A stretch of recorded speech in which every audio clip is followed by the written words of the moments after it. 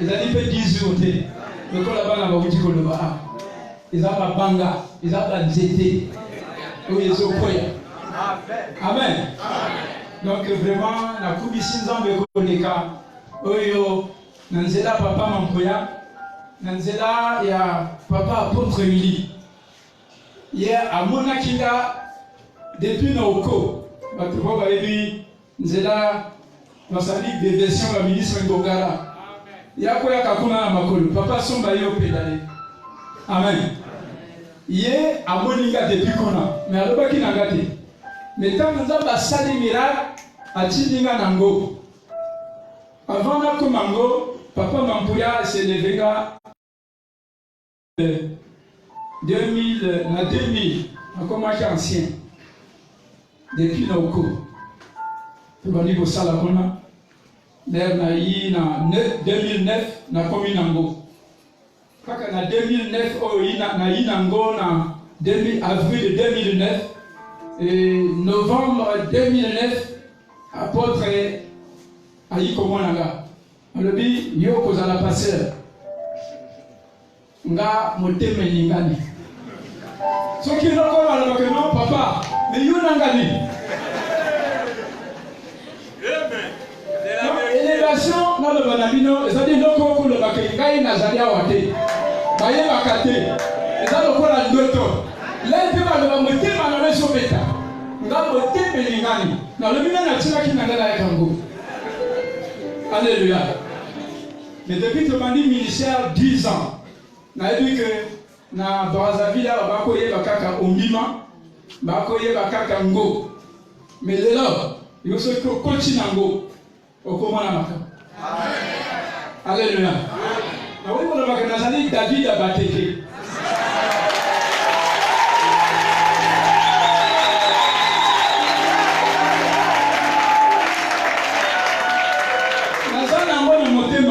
David a batté. Mais pas ministre va venir à David, pas ministre va venir à Daniel. Batté. C'est que dans la zone district Kango, binomoko boye Kango, au bidingue district Kango ezali. Mais ezali ikabwa orgueil nous avons zosana. Alléluia. Amen.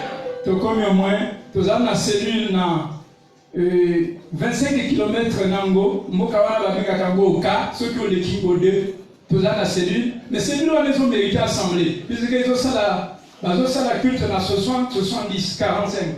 Maintenant on va débattre. Tu as dit la cellule à Chicago. Chicago, tu as dit, ils ont dit nouveau cellule. Tu as même pas dans 5 mois, ils ont ça la culte dans la bateau.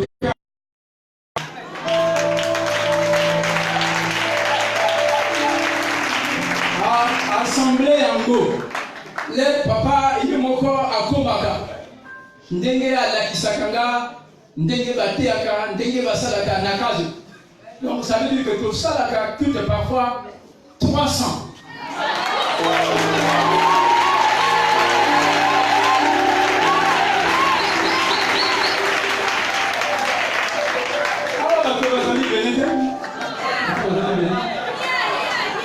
Amen.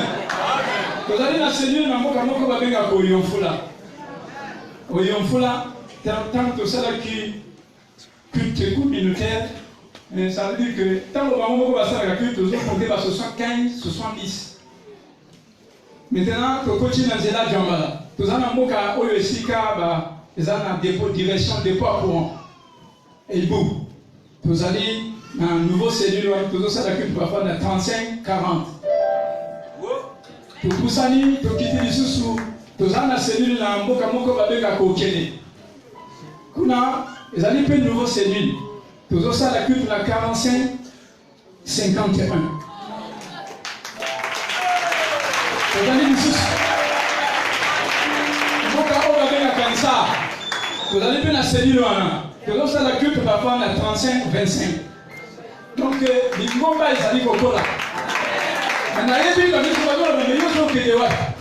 gens comment les canons. Par après,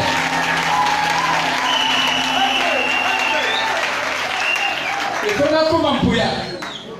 C'est que à travers Papa Uli, hier, à jour, je montre au retard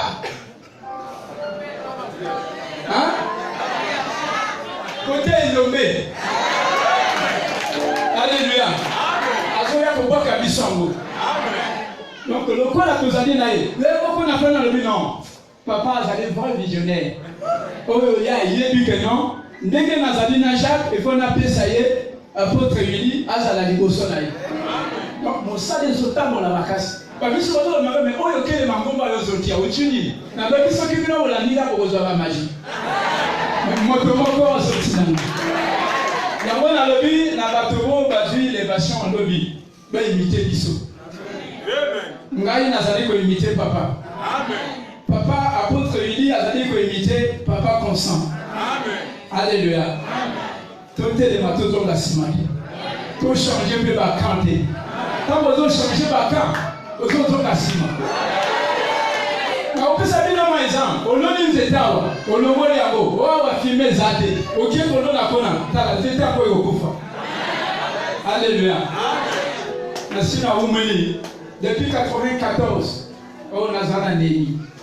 Alléluia. La persécution est allée. Mokayo c'est dans la makamo. Ndakonyo c'est dans la problème.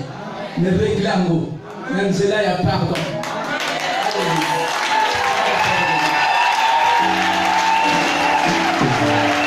Bravo Seigneur. Merci Jésus. Alléluia. Bien-aimés, nous avons tous entendu les témoignages et comment est-ce que Dieu est en train de travailler, d'agir avec ses serviteurs. Et qu'est-ce qu'on peut dire, on peut faire présentement, si ce n'est que remercier ce Dieu pour tout ce qu'il a fait. Et tu vas prier pour dire merci à Dieu, de posséder encore ces témoignages. Dire à Dieu de continuer toujours à faire. Vous savez, lorsque nous témoignons, et c'est pour glorifier notre Seigneur et c'est pour donner en quelque sorte la honte au diable. Et c'est pour montrer au diable qu'il est vaincu. Et il y a une chose, le diable n'aime jamais, bien aimé, accepter la défaite. Et voilà pourquoi là où tu te trouves, tu vas dire merci à Dieu et c'est ces témoignages. Gloire à toi, Jésus. Prie encore pour ces moments. Alléluia. Et pendant que tu pries aussi pour ton cœur. Parce que c'est le moment de la parole. Tu pries pour ton cœur bien-aimé. Tu vas prier pour ton cœur. Tu vas dire à Dieu de te parler. Dis à Dieu de te parler. Que Dieu puisse te parler. Que Dieu te parle bien-aimé au travers de son serviteur. Gloire à toi, Jésus. Merci parce que tu es Dieu. Merci parce que tu es Seigneur.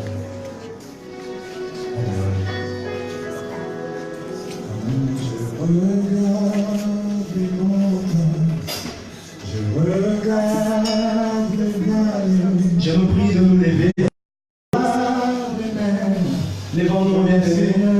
Sommes dans l'attitude de prière. Alléluia. Tous ensemble. Quand je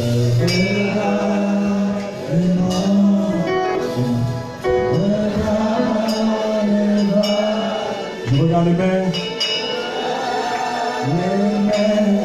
Oh Seigneur, tu es ensemble encore une fois quand je regarde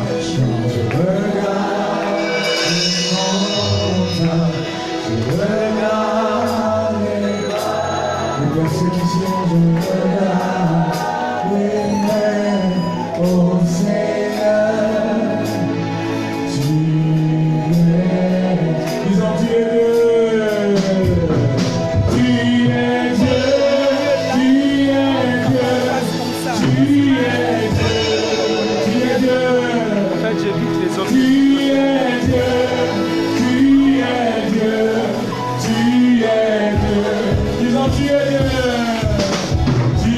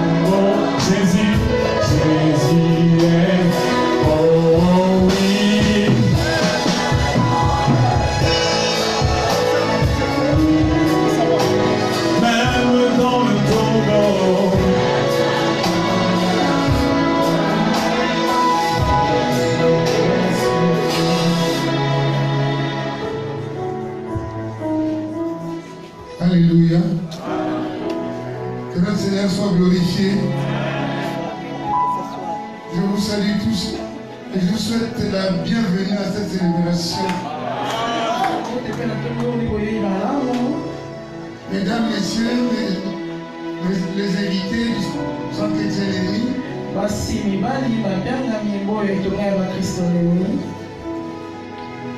les serviteurs de Dieu, l'Église de Dieu, que Dieu a élevé en dignité selon sa grâce, selon vos titres et vos grades. Soyez les bienvenus en ces lieux. Alléluia. C'est donc une célébration qui me réjouit profondément. De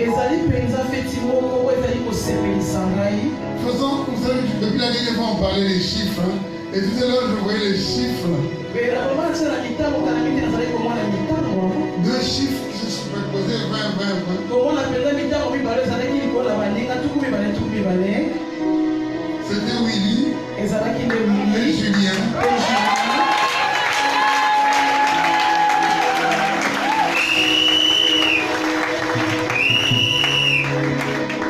Et ça nous fait une entrée vraiment en 4e vitesse dans l'année 2020.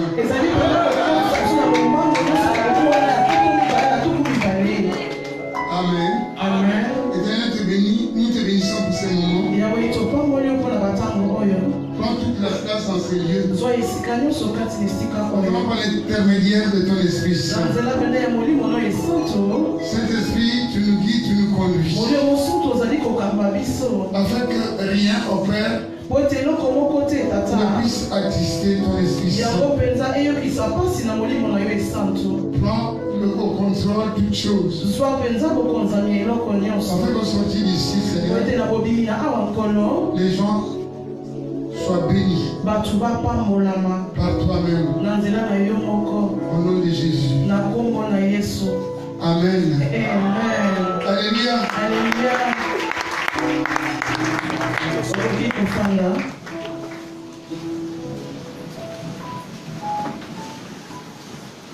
Vous savez que nous sommes à l'entrée de l'an 2020. La dernière fois, nous avons insisté sur Canaan. Mais Canaan n'est pas au ciel, Canaan, c'est sur terre. Et les combats continuent en Canaan. Donc je veux que nous prenions l'engagement pour entrer dans la conquête de son Canaan.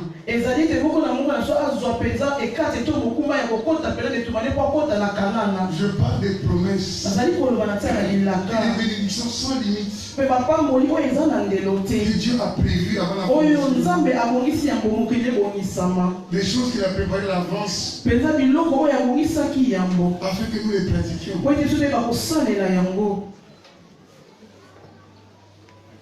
Il y a des conditions remplies.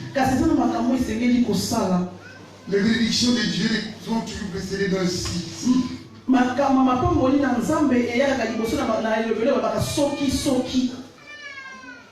Vous voyez quand on lit dans Ephésiens 1, verset 3, la Bible dit gloire à notre Dieu qui nous a bénis de toutes sortes de bénédictions en Jésus-Christ. Le ce qui est important sur lui, c'est dans les lieux célestes. Mais les lieux célestes, c'est quoi?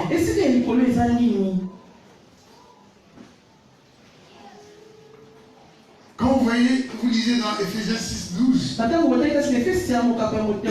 dit ne combattons pas contre la chair et le sang, mais contre les autorités, contre les principautés, contre les autorités spirituelles à lieu céleste. Le lieu céleste, c'est pas là où Dieu est. Mais c'est le lieu de notre combat. Quand Daniel a prié,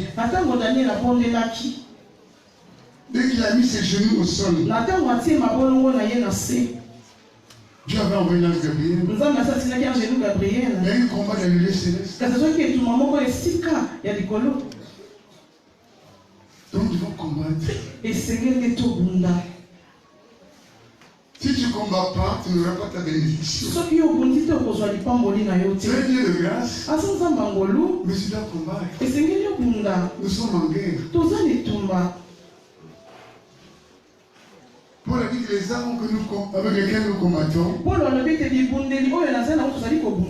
ne sont pas charnelles. Et sont les armes spirituelles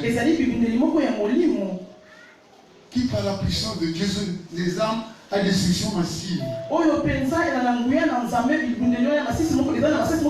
Capable de renverser les raisonnements et tous les châteaux forts du diable. Donc pour cette année, nous devons prier.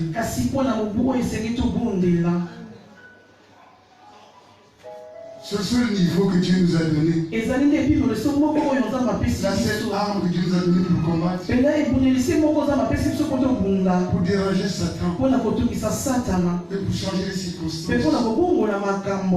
Alléluia. Alléluia. Donc aujourd'hui nous sommes dans une célébration qui insiste sur les pères. Mais vous savez que la dernière fois, avec le pasteur Willy, je crois,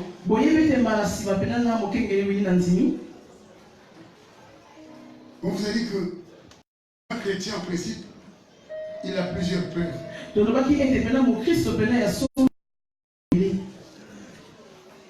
Mais à la fin, souvent, il y a un père dominant.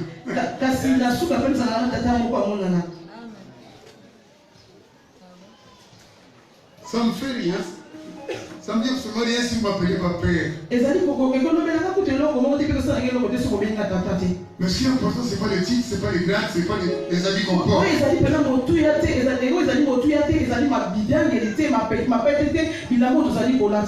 Ce qui est important, c'est le témoignage.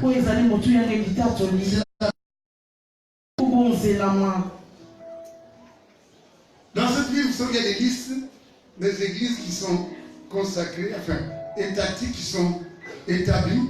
Mais il y a des pères aussi qui sont établis. Mais selon la chair,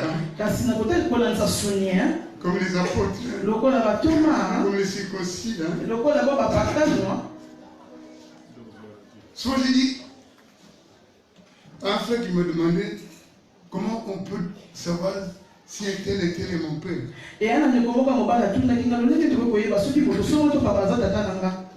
Puis, tu vois le contact là, et la série des ampoules qui sont allumées là. Si la dernière ampoule allumée dit que le contact là, elle ne dépend pas de ce contact. Enlève le contact. Si l'ampoule s'éteint, c'est que dans sa puissance, elle a tiré quelque chose de ce contact. Je parle à quelqu'un ici. Alléluia. Alléluia. Vous savez, moi j'ai évolué 4 ans chez Esaïe. Je suis rentré là-bas en 1980, je suis sorti en 85. Mais dès le départ, quand je voyageais beaucoup, j'ai dit non. J'étais en France partout, j'ai vu des églises de réveil avec une moquette climatisée. Je dis non, ici ça va. Mais Dieu m'a dit reste là. T'as une là-bas. Tu sortiras quand je te dirai. Mais je vous dis, hein, pendant que mon ministère,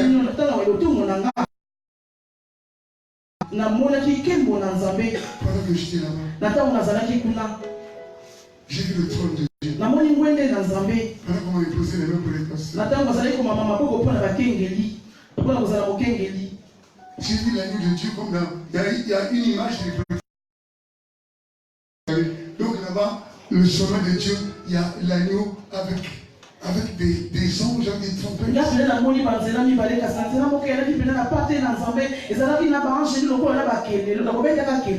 Quand le pasteur m'a posé la main, un flash, les trompettes sont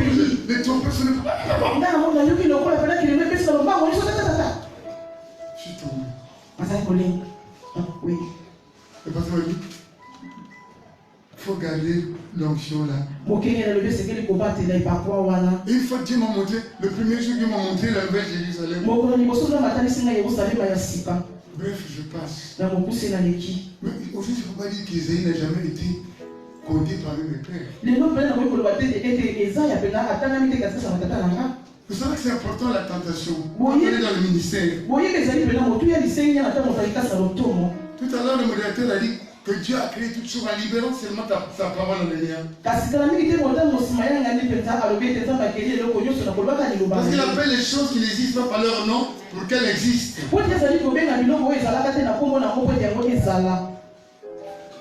Mais une chose, une opération que Dieu a réalisée, c'est quand il a fait l'homme. Il a utilisé ses mains saintes pour toucher la boue. Et il a soufflé dans cette boue. Et vous voyez, l'homme en gros c'est deux parties. La boue, la partie charnelle. Et le souffle, la partie spirituelle. Et dans 4, 5, 17 dit que la chair et l'esprit ont des désirs contraires. Ils sont tout le temps en conflit. La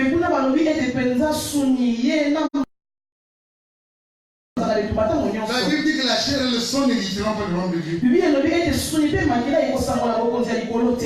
Vous savez, en ce moment, il y a des petits enfants qui ont des ballons. Comment ils appellent ça? Pomper? Quand vous achetez les pompées, quand il est dégonflé, il est par terre.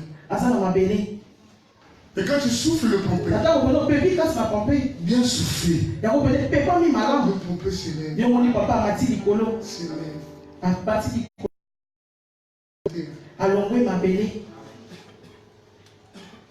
Et il y a même des gaz comme l'hydrogène, quand vous pompez, le ballon s'en va et disparaît. J'allais dire vers l'éternité.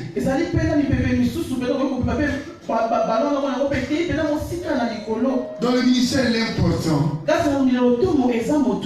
de faire attention avec la chair.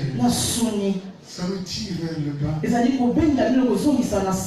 Quand on appréhende les choses célestes, quand on affectionne ce qui est spirituel, on va monter. Léger. Vous voyez comment on prie là, nous? Regardez sa tante, même son pied là, il est plus mettre. La tante est maintenant décolorée, et Zuluki. Mais l'homme intérieur, c'est le nouvel chef. Alléluia. Demandez maman chaque jour, j'apprends. Alléluia. Et si tu n'apprends pas, tu fais du super, tu peux réguler. Il faut tenir ferme. Amen. Parce que Satan nous tente au niveau de la chair. Pour le ministère, en gros, tout au niveau des tentations. Mais Dieu a dit que quelle que soit la tentation, aucune tentation ne peut nous supplanter.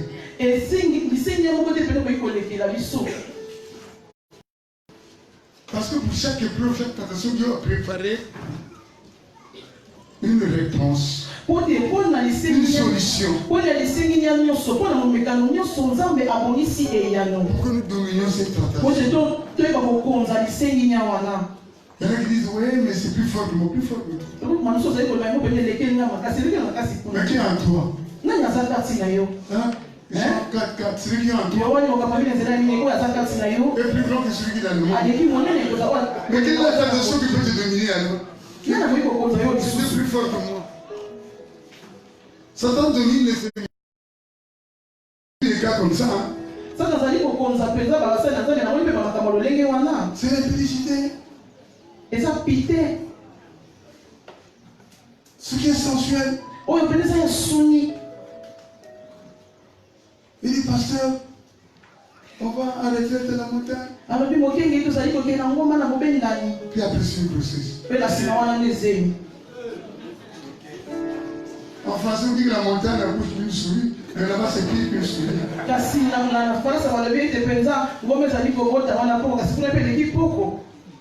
Et quand tu les vois, ils sont là, zélés. kasi te ozali komona bango wana baza na molunge. Mais c'est pas simplement les jeunes, mwana na baza bilenge mais un vieux ministère aussi. kasi matongo mpe akala. Parce que moi, j'ai fait la révolution. Les mamans, les femmes, à 50 ans, c'est dit, comment dirais-je, tout ce qui est la fécondité limitée, arrêtée par la ménopause. oyo mpenza ezali ya kobota na nyonso esusengi na ntango mpenza masa susa kotala sanza na ye. Mais un homme jusqu'à la mort. kasi mobali ezali kino suka. Abraham a eu des enfants jusqu'à 120 ans. abrahamu mpenza abotaki mwana na mobu mpenza kama na tuku mibale. On ne soyez pas trompés. bokosama te Oh non, il est vieux. te asali bobange. Ça peut être une vipère. Hein? akoki kozala ete mosunyoka Satan le tente aussi satana mpe azali mpe kosengilisa ye à ce niveau-là. na epimelo wana. L'autre niveau, c'est l'orgueil, le moi. komona epimelo mosusu nde lolendo bongai. Maman Claudine a dit, mama Claudine alobi yango c'est la veste. kazaka. Bon, on faisait des enseignements, mais c'est vrai, l'onction est contagieuse. kosala yango mpenza epapa ezali wana elongolaka na moto te na moto mosusu. Mais l'onction, c'est une grâce. epapa eza ngolu. Le maître de l'onction, c'est Jésus. mokolo mpenza ya epapa eza yesu. Le super roi, c'est Jésus. oyo mpenza pakolanga koleka eza nde yesu. Vous savez que il y a Élisée qui avait demandé à Élie, boyebi eza na elisa oyo asengaki na eliya. avant son départ, il a dit, donne-moi la double portion de ton onction. yango akende alobaki na epesanga mbala mibale ya epakwa na yo. En fait, ça lui a été accordé par rapport à la condition qu'Élie avait dite à l'autre. mpe na nsima nango epesamelaki ekolandisama oyo mpena eli alobaki. Effectivement, Élisée a fait 2 fois plus de miracles. mpe ya solo mpena elisa asalaki likambo ya koleka mpena oyo eli asalaki. L'évangéliste Claudine, tu sais que j'ai dit Élisée dans la tombe mort. mopanisano Claudine oyebi ete elisa kati na kunda ya kokufa. Et son dernier miracle, il a accompli dans la tombe parce qu'on a dit mpe likamwisi na ye ya suka kati na kunda mpenza babaka bawei kuna mpe bawei basekwa. l'onction était encore sur ses os, les os d'Élisée. epakwa nani ezalaki likolo na mikuwa oyo ya elisa.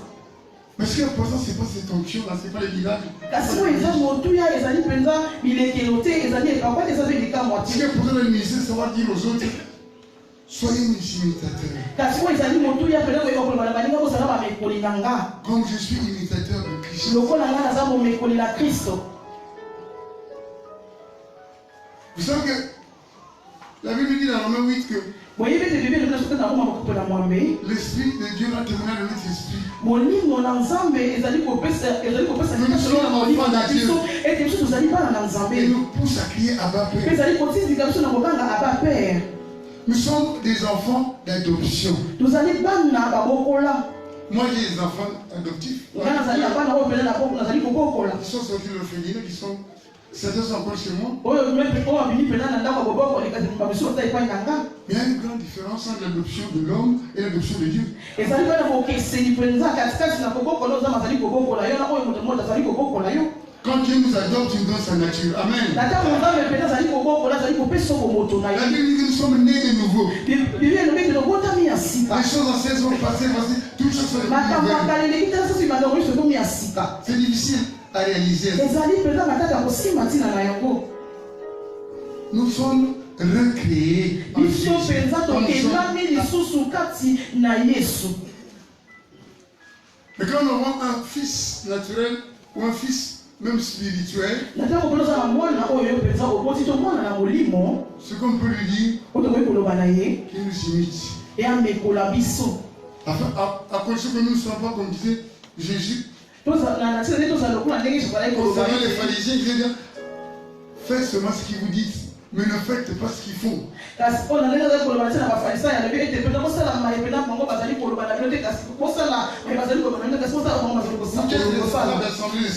Vous devez être la même de dire, imitez-moi.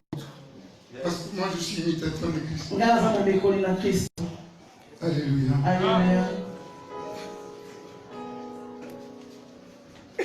Une fois quand on avait démarré Gamboma,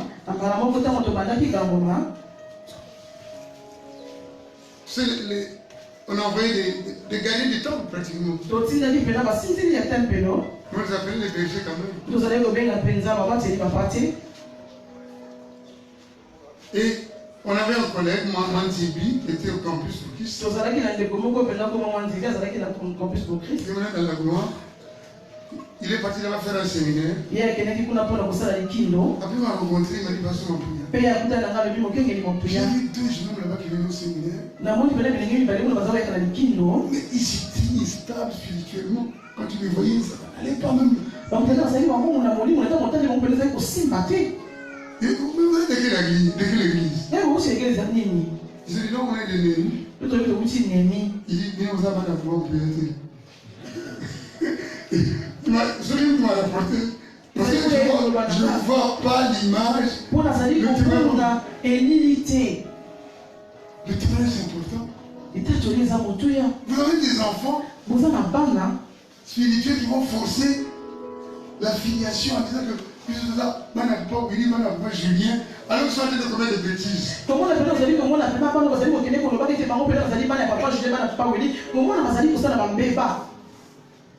Nous sommes les serviteurs de Dieu. La Bible dit que celui qui prononce le nom du Seigneur s'éloigne de l'iniquité. Tu vas être fils de Julien, fils de Willy, fils. Ne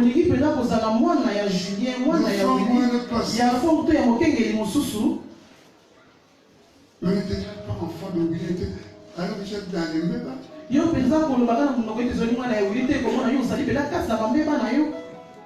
Même les enfants naturels se sont obligés de prier. Prier seulement. Et Dieu fait le reste.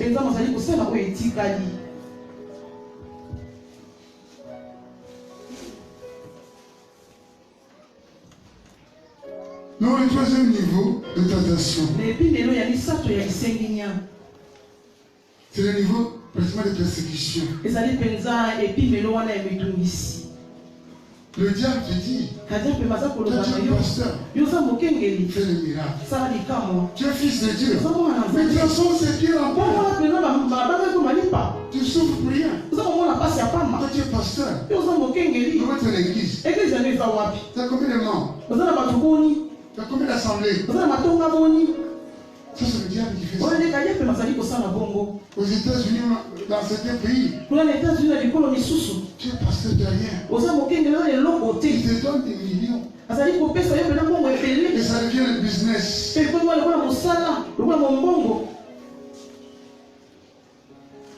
Et Dieu n'est pas là. Et ça peut être toujours comme ça. Jusqu'à présent. Fais le miracle. Et une télévision. Et une radio. Fais comme les autres.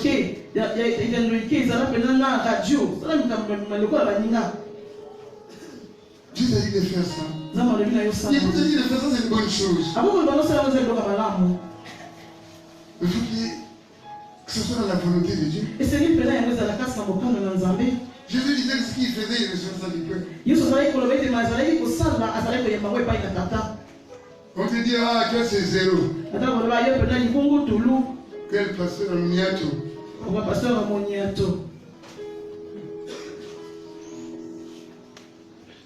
Jésus a dit, le prophète le plus grand et le plus grand. Vous le connaissez, non? Le Nouveau Testament. C'est Jean-Baptiste. Jean-Baptiste n'a jamais fait de miracle. Aucun miracle. Jésus a dit c'est le plus grand parmi les prophètes.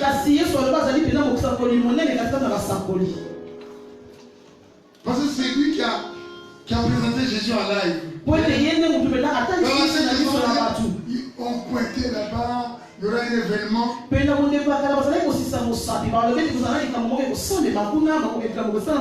présenté Jésus. Voici l'année de Dieu. Que vous attendiez. Qui va tout accomplir. Devant lui. Je m'humilie. Je ne peux pas attacher son lacet. Mais il était beaucoup craint. Quand les pharisiens, tout ce monde-là venaient au baptême, ils disaient, Julien, pratiquement, il dit, là, c'est du Père qui vous a appris à fuir les colères à venir.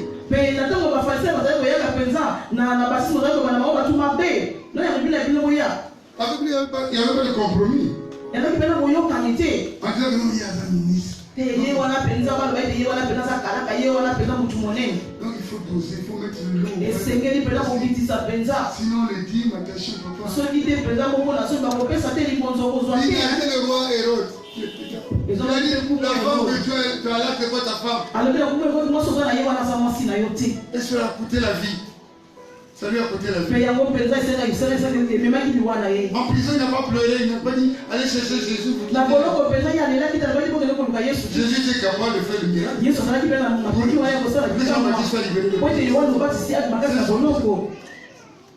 Mais il savait que c'était son temps. C'était la fin de son ministère. Vous savez que beaucoup viennent à l'église parce qu'ils ont peur de mourir. Je suis un peu méchant. Vous savez, comme nos nez sont comme ça, c'est vrai, il faut sûrement le mourir un jour. Il dit à ton voisin un jour, tu vas mourir. Bon, je sais que ce n'est pas 2020.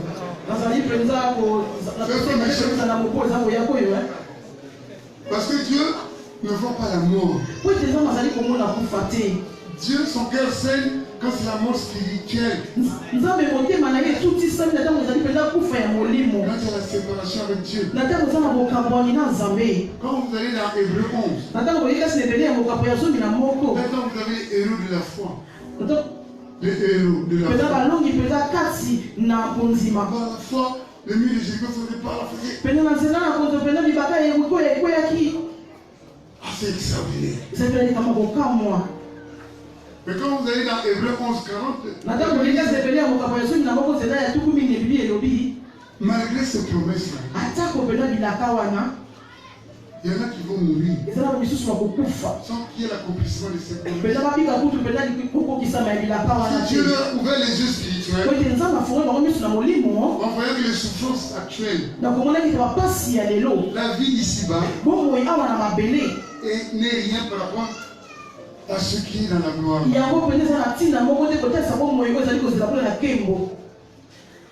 Dieu n'est pas un hypocrite. Il accomplit tous ses promesses.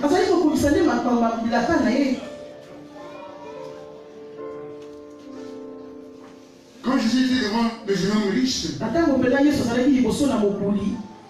quand il a demandé au jeune homme riche, va et vends tout, c'est la seule personne qui venait à Jésus, qui est reparti sans être sauvé.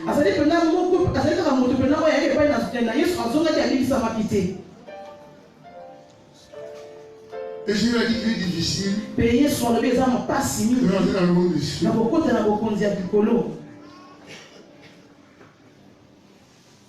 Et Pierre a dit, mais nous t'avons suivi. Pourtant on a abandonné nos familles. Qu'est-ce qui va nous arriver? Jésus a dit à Pierre,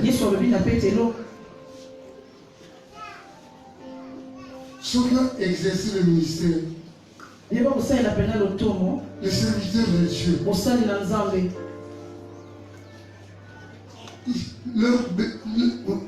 leur bénédiction va démarrer ici-bas et dans l'au-delà là-bas. Donc ici-bas déjà, Dieu va te bénir. Amen. Amen. Dans Matthieu 6, il dit Kasi que, na Matthieu ngoko pamoto balobi. mais voyez les oiseaux du ciel, ils ne plantent pas, Botala penza bandeke ya likolo bango balongaka te.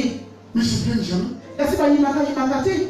Le matin, ils chantent dès 5 heures du matin, Na tongo penza na tongo bango bayebaka. et le soir, ils ont les japons remplis. Pe na kutu penza liboza kotundana. Mais regardez les fleurs, Kasi botala bafololo. comment ils sont belles. Loninga ngo penza kitoko. Même Salomon, dans sa gloire, Ata ko Salomo kasi na kembo na il ye. n'avait jamais une tunique aussi belle. Azalaka pe na kazala kitoko koleka bongo. Donc j'étais sur les épreuves. Wana nde nazali mpona limekano. Pendant le ministère, Na ntango lotomo on souffre. toza komona pasi.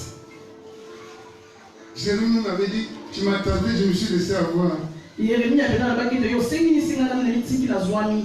Bon, tu vas dire, vous n'avez pas namoni moto oyo balobi ete mpenza yo okosana mpe nakosami. C'est Jérémie, il dit, si je savais. Yeremia alobi yango soki nayebaka. Et nous avons vu, après nous avons vu Jérémie, il dit, ne dis pas que tu es jeune.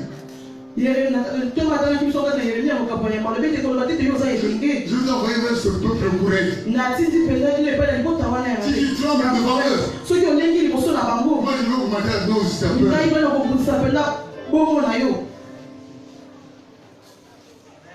Mais on a eu des doses. kasi tozwa À la fin, on a plus on a subi, hein.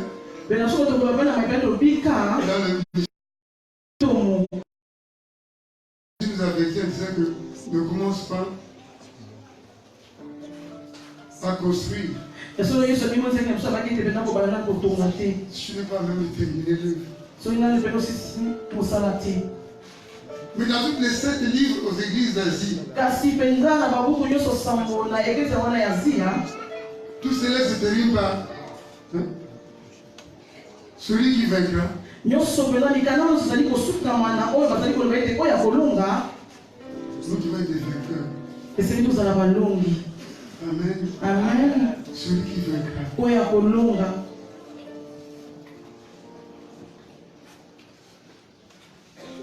Le ministère, c'est un peu le résumé dans le psaume 23. komona lotomo eza lokolo ekomami kasi na zembo mokapa na tuku mibale na misato. Quand vous lisez bien, méditez le psaume 23. na ntango mpenza kozali kotanga mpe komanyola malamu zembo mokapa wana tuku mibale na misato Ça commence comment? ezali kobanda ndenge nini? L'éternel est mon berger. yawe azali mobateli mpa te mokengeli na nga Je ne manquerai de rien. nakozanga eloko moko te. Ah là là. C'est quand le ministère est là. Nous ezali na ntango mpenza lotomo ezali wana mpe tobongwani c'est sika on dit vers la azali mpenza kokambanga mpe na bilei wana ya bobesu. première partie. eteni ya liboso, Deuxième partie. eteni ya mibale. Même lorsque je passe pour dans la vallée de la mort. Quand je marche ntango nazali kotambola dans la vallée de la mort. na lubwaku eli ya kufa. Pas la vallée de la mort, hein. lubwaku ya kufa C'est te. quelqu'un qui croit que c'est la vallée de la mort. C'est l'ombre de misusu la bazali mpenza kobandeli ezali lubwaku ya kufa kaza elili. Mais Jacob dans sa foi dit je ne crains aucun mal. nazokokoma ete kana nazali kobanga mabe moko te. Ah, il y en a, c'est vrai, il y en a qui sont sacrifiés, mais il y en a qui ont très peur de la pauvreté. bamisusu mpenza bamipesami kasi bamisusu mpenza bazali kobanga mpenza kobona bazali kobanga. Quand dimanche matin il pleut, ah, mpenza lomingo na pas de ntongo moment ye d'aller. mpenza azali Mais là, dans la maison, il kobondelela. prie. akoki ezokota te kasi tika na ndako kobondela. Il dit je ne crains aucun mal. ali aza kobanga mabe moko te. Parce qu'il a des indices. mpo aza na bilembo. Daoulette et Troubadour le reçu. alobi ete lingenda na yo mpe nzete na yo ezali konzimisanga. La houlette, c'est pour ramener la brebis égarée vers le troupeau. lingenda ezali mpona komema pate oyo abungi nzela pene na bibwele. Le bâton, c'est pour diriger. komona nzete ezali mpona kokamba. Ésaïe 43 dit que esa ya mokapo ya tuku mingi na misato elobi ete si tu traverses les eaux, soki okatisi les libale fleuves ils te soumettront. komona libale wana pene kozindisa yo te. Si tu marches par le feu, soki ozali kotambola libo na moto les flammes t'embraseront. komona moto wana ekotumba yo te. Pourquoi? mpona nini? Parce que Jéhovah, po ete yehova, parce que je suis avec toi po ete nazali elongo na yo tous les jours, ekolo nyonso jusqu'à la fin du monde. kiyosuka na mokili. amen. Persévère. Yikapiko. Persévérer. Yikapiko. Paul a dit, Paul walobi. j'ai combattu le bon combat. Na bunzi etu mamoko malamu. Et j'ai terminé Pe na sukisi. ma vie. Bongo inanga. Mais j'ai gardé la foi. La sapati li bonzini. Et désormais, Pe banda lelo. il m'est réservé la couronne Ebongisela li mpo na nga. de justice Ebongisela mpo na nga mpenza. Otole wana pene ya bosembo. prévue pour ceux qui attendent son avènement. Ezali pe ebongiseli mpo na me bazali kozela wana bozongi na Mais la ye. couronne, c'est pas ici-bas. Kasi motole ezali awa na mabele te. La couronne, c'est là-haut, là-bas. Motole ezali te kuna na likolo. Quand tu es un bon ministre de Dieu, Na ntango mpenza ozali kalaka na nzambe malamu mokengeli malamu. attends-toi une couronne. Mizela mpenza na motole moko kuna. Là-bas, c'est merveilleux. Kuna mpenza eza kitoko. Même la lumière qu'on voit ici, c'est tamisé, on voit rien. Atako mpenza lotiliki oyo ezali ezali tena moki toza komona eloko te.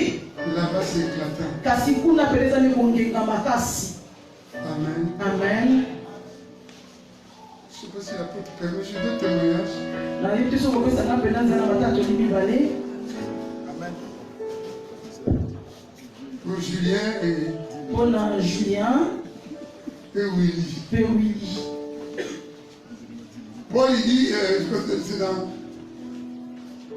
2 Corinthiens 11. Ezali mpenza kasi na mibale ya bakorante kokapo ya zomi na moko. Dans le ministère, on est en péril partout. Na monoto mpenza toza mitumisi bisika nyonso. Quand on est dans les filets et Dieu vient déchirer les filets. Na ntango mosusu mpenza kasi na minyama kasi nzambe aye kopasola minyama.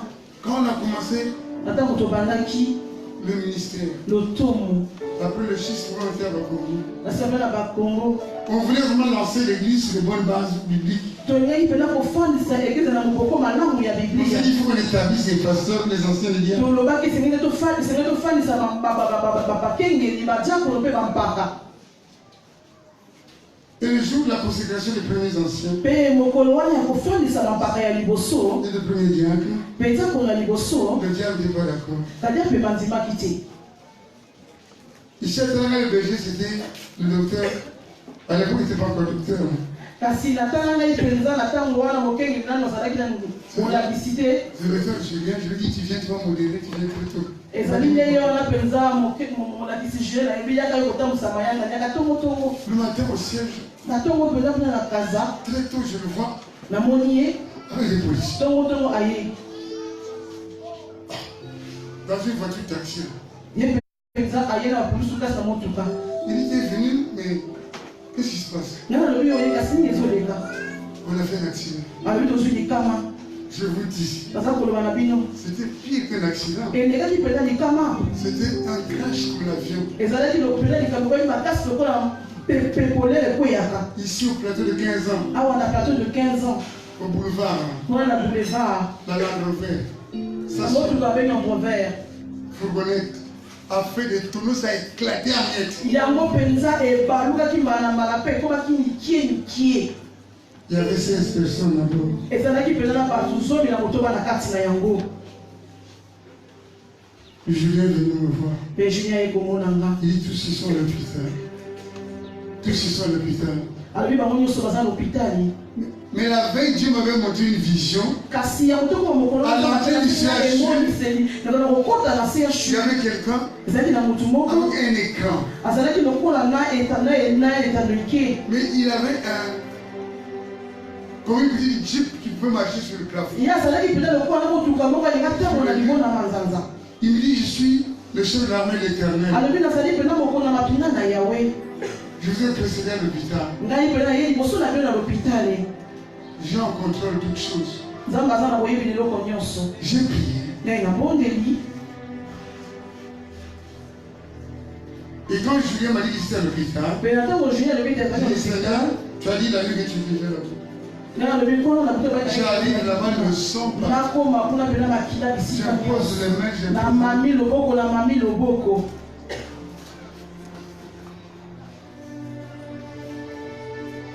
Un jour, le jour d'un grand culte, mokolo mpenza ya une grande célébration.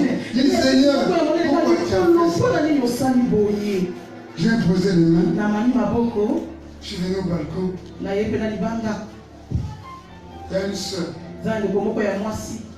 responsable d'un pasteur qui était parti. Okambi penza ya okenge moko pena ya kufa. Il dit, yo mokambi yo visionnaire. Alobi penza Yo oza visionnaire mokambi. Dis-nous d'où ça vient ça. le bana biso pena yo nde mokambi le bana biso bisika ni yango euti.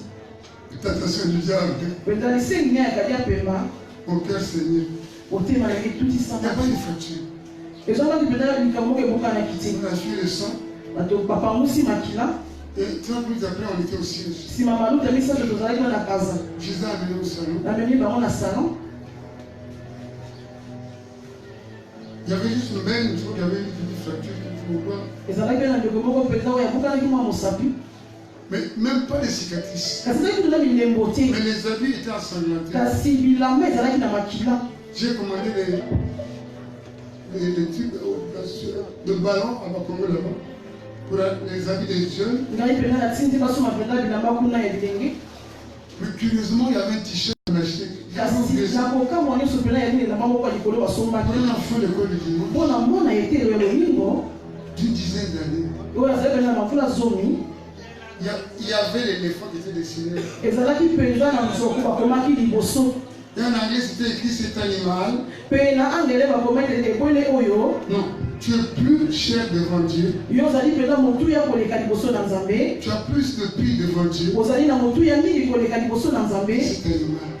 yo nyama koleka nyama oyo À Bakongo marché, na bakongo la parole de Dieu sort au travers d'un t-shirt. liloba na nzambe penza ebimi na nzela elamba. Mais ce qui est important à souligner, kasi eza motu ya na kozwa c'est que c'était les enfants d'école dimanche de Talangaï. ezalaki nde bana wana penza etelo lomingo ya tala ngai. Les enfants de païens. Païen, c'est quelqu'un qui a beaucoup de Dieu. Ça peut être chrétien, mais ce jour-là, s'il y avait des morts, ce serait la fin de l'Église. kasi mokolo wana soki penza bakufa ezalaka penza ndenge ezala suka ya nini.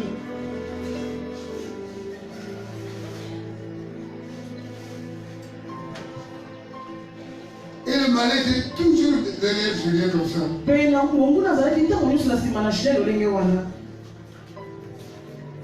Une fois, on était à Talangaï. mokolo moko tozalaki na tala ngai Il y avait maman Julien qui est venue me voir. ezalaki na mama jene komona ngai Il m'a dit que Dieu m'a montré qu'il y avait un coup ici à Talangaï, il y avait la pagaille. alobi nzambe atalisi nga penza ezalaki na nungunungu penza awa na tala ngai. La Bible est paille. Tes pailles, tout ça. Mais Dieu m'a prié. nalibisini kobondela Et je crois que c'était le 15 août. abandaki ezalaki penza Ou en 14 août. penza na sanza ya août. Julien et Willy Julien mpe Willy sont partis baptiser bakei kobatisa ici en Pila. awa na mpila. Moi, j'étais vraiment dans la distraction, c'est la veille de fait. ngai penza nazalaki kasi namongisa. Et je dois souligner que, par exemple, Willy, quand on l'a établi, pasteur même ancien, les gens étaient contre. Willy penza na ntango bafandisaki lokola mpaka lokola mokenge bato penza basepelaki te Depuis Pointe-Noire, uta pointe noire même dans le corps de Christ. ata kokasi na nzoto ya kristo Comme il s'appelle Mbongo, loko abengi ngongo les gens croyaient que c'était pratiquement mon cousin. bato bazokasa kuta aza mwana kasi na nga.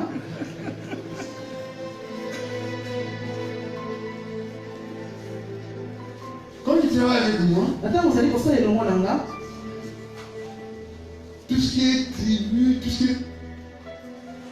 Moi, je ne connaissais pas d'où il venait. nyonso pene ezali ya banzinga banini wana pena ngai kutu nayebaki bisika uta te.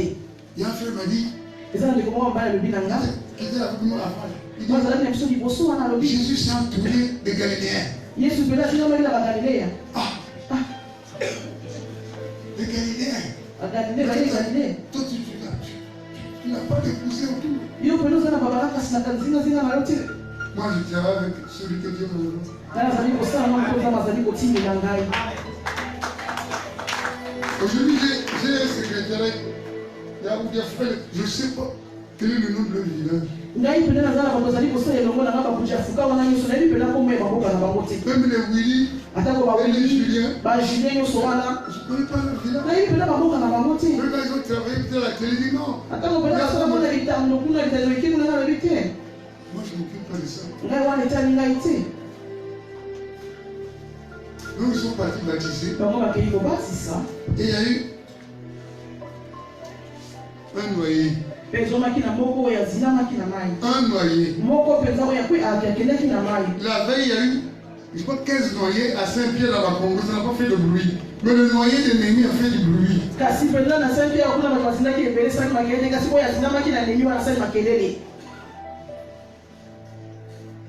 Une fois, je suis dans un taxi, je venais à Talanga. Et il y avait le journal en lingala. Dans l'église, moi j'étais là, les gars sont pas que j'aime.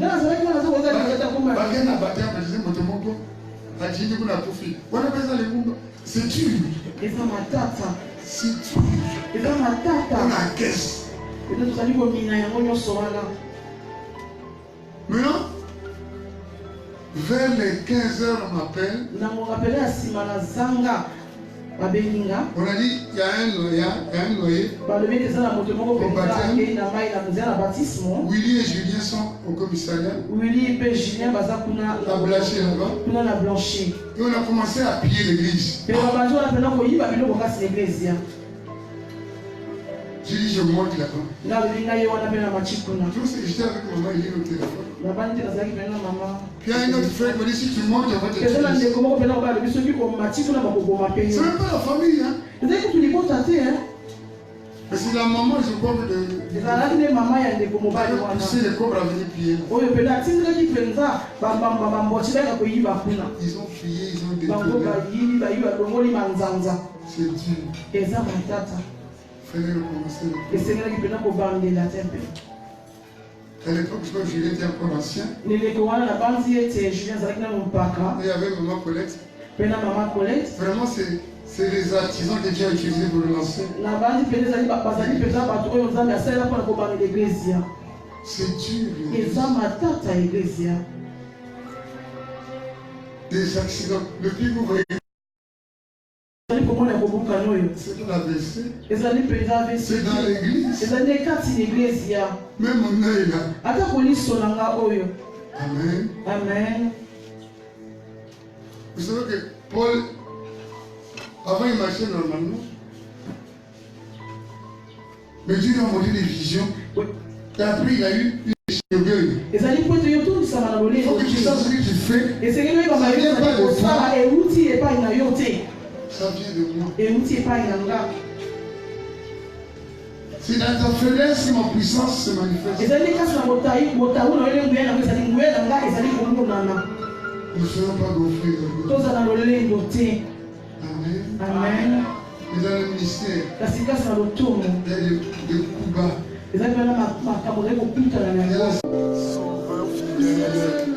Me voici, je suis à toi.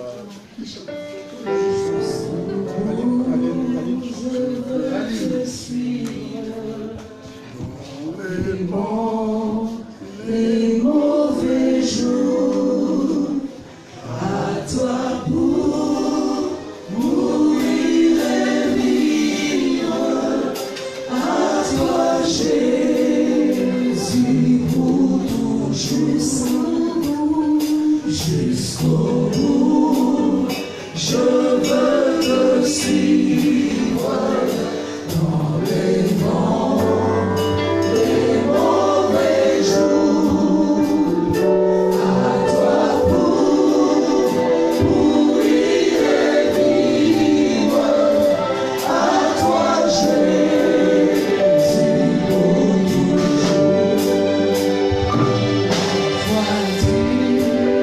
Seigneur m'appelle.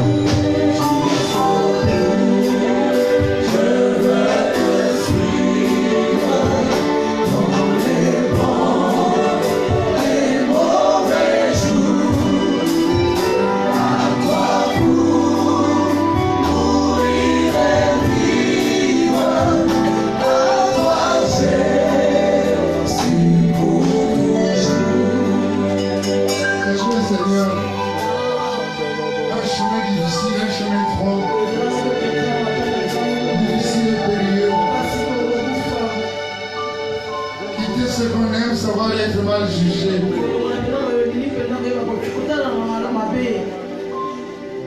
Même dans la vallée de l'ombre de la mort, nous savons que c'est percé pour nous. Donne-nous à discerner ta présence. Dans les difficultés, dans les mauvais jours. Parce que c'est une percée pour nous. Parce que la nuit a beau durer, Seigneur. Le jour finit toujours par apparaître. Et nous savons au Père. Quand tu fais lever le soleil, c'est un soleil extraordinaire. C'est aujourd'hui un jour extraordinaire où nous prenons de nouveaux engagements par rapport à nos choix. Aide-nous à ne pas reculer, mais à tenir ferme. Tu as dit que celui qui persévérera jusqu'à la fin sera sauvé. Non seulement nous, Seigneur, aide aussi, Seigneur, ce jeune ministère. Ceux que tu as appelés par milliers, une multitude, Seigneur, au travers de ce ministère. Aujourd'hui, nous prions, Seigneur, pour un nouveau départ. Un départ, où nous allons marcher de gloire en gloire. Nous prenons autorité contre les inquiétations du diable, contre toutes les manœuvres du diable. Nous les déjouons au nom de Jésus. Satan, tu n'as pas de place dans le lieu de culte. Parce que quand nous sommes réunis, c'est pour rendre culte au Dieu créateur du ciel, que nous louons, que nous glorifions. Et notre grand maître, notre grand pasteur, c'est Jésus de Nazareth. Lui seul a payé le prix pour nous réconcilier avec Dieu. Et Jésus nous a donné une mission d'aller et de faire toutes les nations avec l'onction de Jésus que tu nous as donné. Donne-nous à sortir de Jérusalem, aller en Judée, en Samarie, jusqu'aux extrémités de la terre, de gloire en gloire, au nom de Jésus. Amen.